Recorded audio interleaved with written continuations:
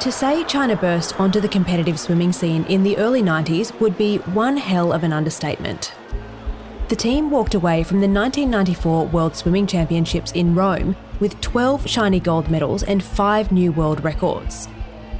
Every other nation competing at that event scrambled to pick up one of just 4 gold medals left on the table by China. It was a bona fide upset, the kind of dark horse success story sports fans love. But in this instance, the reaction was one of shock, not awe. That's because the swimmers who'd stepped up to the blocks in Rome were uncharacteristically tall. They had broad shoulders, even for swimmers, and rippling muscles. When they opened their mouths, the voices that came out had surprising depth. For me, looking at them physically, they look to be superior. I've never seen athletes look that good from just hard work and weight training. How do you feel about that? Well, the difference is, to me, I've seen these... Later that year, 7 Chinese swimmers tested positive for steroids, decimating the team's Olympic prospects and confirming the suspicions of many who'd witnessed their dominance in Rome. Just one, La Jingyi, would go on to win gold in the women's 100-metre freestyle at the 1996 Olympics in Atlanta, Georgia. A new Olympic record by La Jingyi. The winning time, 54.50. That is the fastest time in the world this year. Sarah Ryan, the lone Australian to scrape into that final, finished more than 2 full seconds after La, a lifetime at the zenith of competitive swimming. The Chinese champion never tested positive for any banned substances, but just 1 year after the Atlanta Olympics in 1997, a widespread doping regime would rock Chinese swimming, and they've been eyed with intense suspicion ever since. Now, with the Paris Olympics less than 100 days away, Australia's swimmers could be diving back into a pool where not everyone's fueled by sheer determination. Over the weekend, the German broadcaster ARD published an explosive investigation revealing 23 Chinese swimmers tested positive for a banned substance in the lead-up to the Tokyo Olympics, which were delayed until 2021 due to the COVID-19 pandemic. Weltmeister, Olympiasieger, sogar Minderjährige. According to ARD, which also exposed collusion by Russia at the Sochi Winter Olympics in 2014, the World Doping Agency, also known as WADA, didn't investigate the positive tests because it couldn't get into China in 2020 due to COVID-19 restrictions. Instead, WADA took the assurances of its Chinese counterpart at face value and cleared the swimmers to compete in Tokyo. The Chinese anti-doping authority said the athletes weren't to blame for the positive tests because they were exposed to trimetazine without their knowledge. It said traces of the drug, also known as TMZ, had been found in the kitchen of a hotel where the team was staying. And it added that TMZ was only detected in low levels and said subsequent test results flip-flopped between positive and negative. Basically, not what you'd expect from a sophisticated doping campaign. So that's why there's a lot of eyebrow raising about this. Jacqueline Magnay is the Australian's Europe correspondent. Because normally when somebody tests positive, there's a provisional suspension and then there's an investigation. Now, in this Chinese situation, none of the swimmers were suspended, but the big question mark is the secrecy of it, the fact that this investigation was going on under the radar and the world did not know about it, and that these swimmers were able to compete in the Tokyo Olympics without any scrutiny whatsoever. WADA said in a statement that it didn't let it slide, testing the contamination theory using unpublished scientific information and questioning if the Chinese swimmers would have had an edge in Tokyo if they were competing with the same low levels of TMZ in their systems. Its Senior Director of Science and Medicine, Professor Olivia Rabin, said there was no concrete basis to challenge the asserted contamination.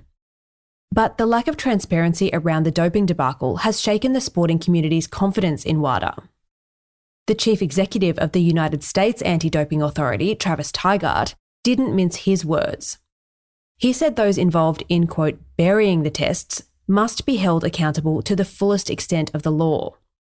Now, WADA has threatened to sue Tygart, saying his allegations of a cover-up are defamatory and politically motivated.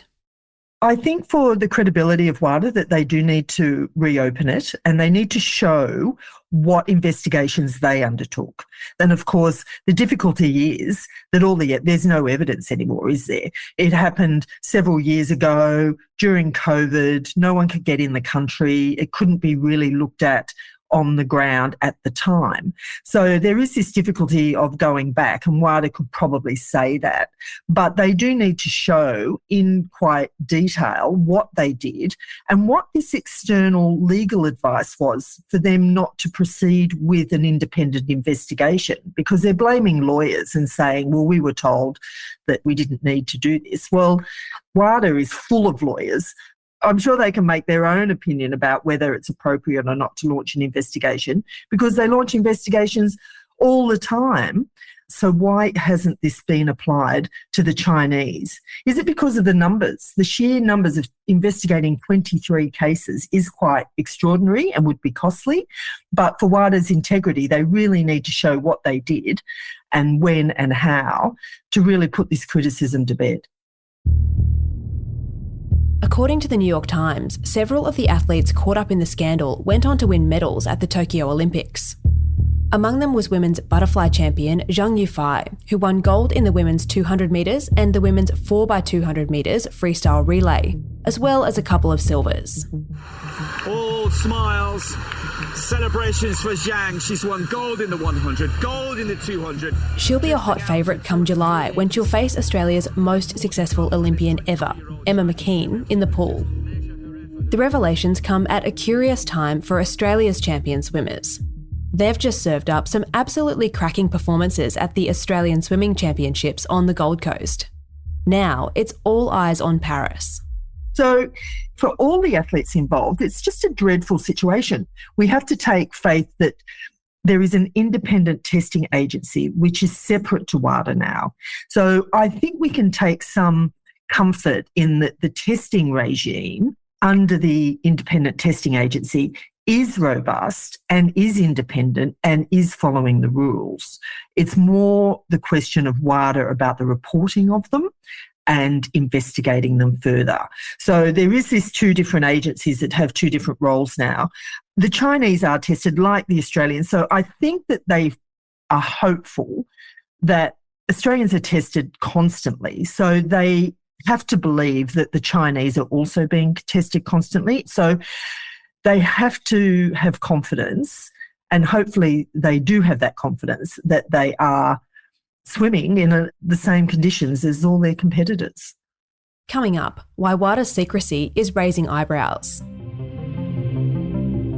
While I've got you, don't forget a subscription to The Australian comes packed with breaking news, newsletters, special events and analysis and commentary. Check us out at theaustralian.com.au. We'll be back after this break.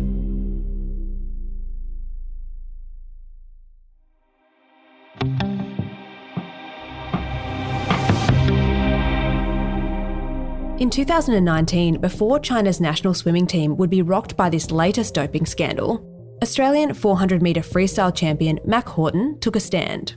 Well, actually, he did the opposite.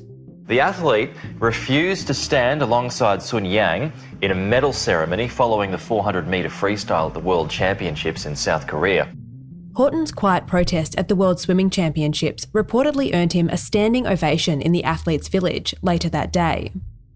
Sun said at the time he could cop whatever criticism Horton threw at him, but said his actions were disrespectful to China. It wasn't the first time Horton had drawn the ire of the People's Republic.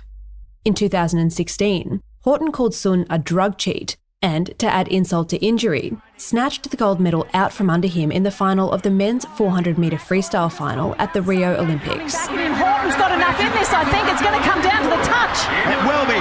Together they go. Who gets it? Horton from Australia wins a gold medal.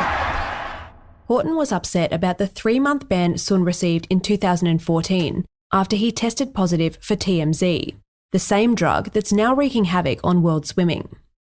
It's used to treat minor heart conditions because it effectively improves blood flow to major organs. Sun said he was prescribed the drug to help with heart palpitations by a doctor who didn't realise it was on the banned substances list. That doctor was banned from practicing for a year, while Sun quietly served his comparably shorter stint between competitions. Comparisons have been drawn between that situation and this new scandal. At the same time the 23 Chinese swimmers were being cleared of wrongdoing by the World Anti-Doping Agency, Australian freestyle sprinter Shayna Jack was fighting to save her career. There are reports Australian swimmer Shayna Jack has been officially notified she will be suspended from swimming for 4 years for failing a doping test. Jack was eventually able to prove her positive test for Ligandrol was a result of contamination, but she served a 2-year ban anyway, missing the Tokyo Olympics. Her lawyer Tim Fuller said WADA's decision not to challenge China's version of events beggars belief. Swimming great and staunch anti-doping campaigner Grant Hackett condemned the cover-up on Sunday, saying WADA's lack of transparency breeds suspicions and double standards. So, are the Chinese athletes getting special treatment? I don't know that it's sinister. I think that there is a collusion of factors here, that it was COVID, it was just before the Olympics, but I really cannot understand why there has been no independent investigation, because it was a huge number of athletes, half of the Chinese swim team. That's the big question mark here. Why was it so secret? Why did they accede to the Chinese demands to kind of delay the initial reporting of it? And why are we only finding out about this now? Because of journalists asking questions. People around the world are rightly being incredibly sceptical about this. And I think it is a really dramatic moment for the global testing regime in trying to establish and re-establish that credibility. Jacqueline Magnay is the Australian's Europe correspondent. You can read all about the ongoing fallout from that story, as well as the nation's best journalism, anytime at theaustralian.com.au.